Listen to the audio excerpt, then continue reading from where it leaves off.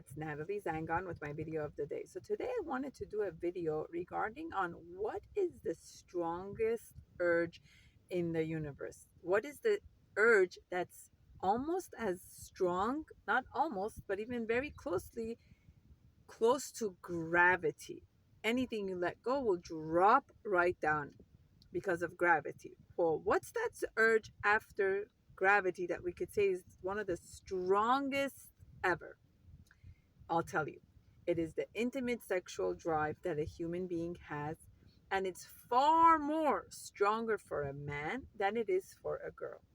And in Judaism, in the Torah, the way a Jewish boy, becomes Jewish and considered Jewish is what's done on the eighth day.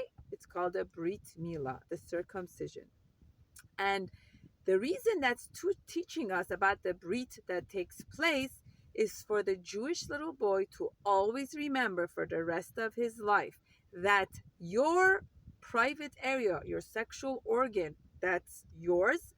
You got to remember how to use it appropriately and properly. That is an organ in your body that could either make you or break you. That is an organ in your body that you either can use constructively, productively, in a right setting at the right time, or you could misuse it and do inappropriate behaviors.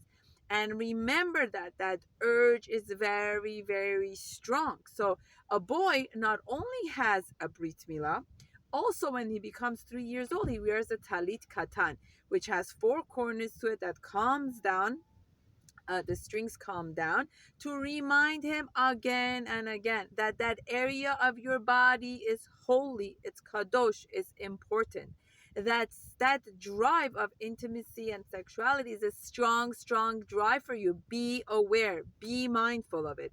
And what's another thing that they're taught about? Shemirat Einaim. What you watch with your eyes affects your whole system and your whole body. So what is the number one business out there that makes such high money, and it gets people and gets men to not to think, to just do, because they have a high physical drive for it? Unfortunately, where is it that you see the most? Pornography, prostitution houses, strip clubs, because the drive is so strong. So the Torah comes and tells us, make sure to put fences after fences after fences. That desire is a natural drive that's there to be able to create a family, create a connection between a husband and wife. But be mindful of it. If you use it inappropriately, it could destroy your whole life. That urge is very, very strong.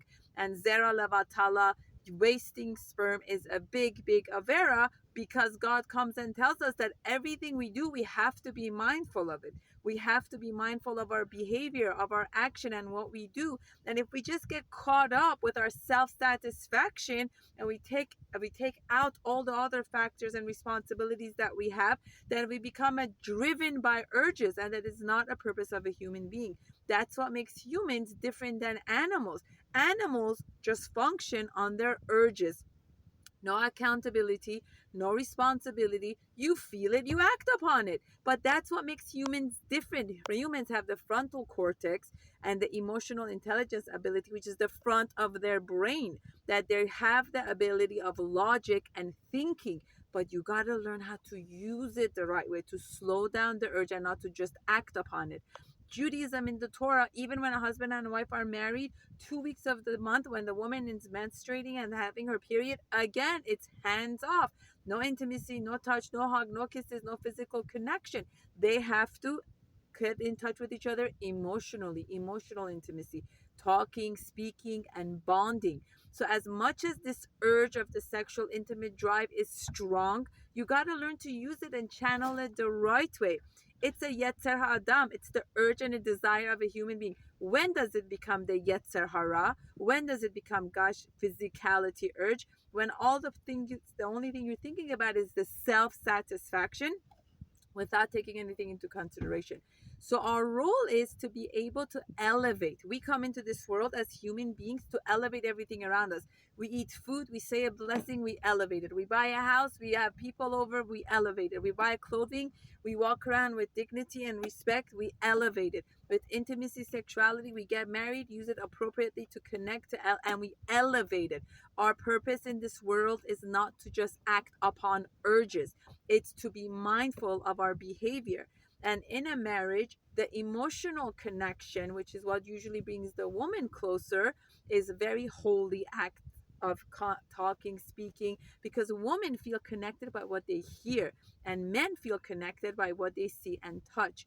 So Hashem gives this beautiful connection of both sides needs to be strengthened. That is the role of a marriage, to find ways to elevate and connect and bring it into another level. And we learn that this urge is strong for all the men, not just one or two. All men have a strong urges. And we even hear the story of Yehuda in the Torah. What happened? The urge got him. The urge got him, and he ended up sleeping with Tamar. And who's the grandchild of a Yehuda that the urge also got him? David HaMelech also got him, and the urge got him, and he acted upon it. And who's the one person that had the urge but did not act upon it and ran away from it and made sure not to put himself in that place? Was Yosef HaSadik. Yosef knew that this urge is so strong. So as soon as he went and she called, and Potiphar's called, she wanted to try to be with him. He meditated on his father, on HaKadosh Baruch Hu, to remove himself from the place. He never said it's not going to get me. And there's also stories in the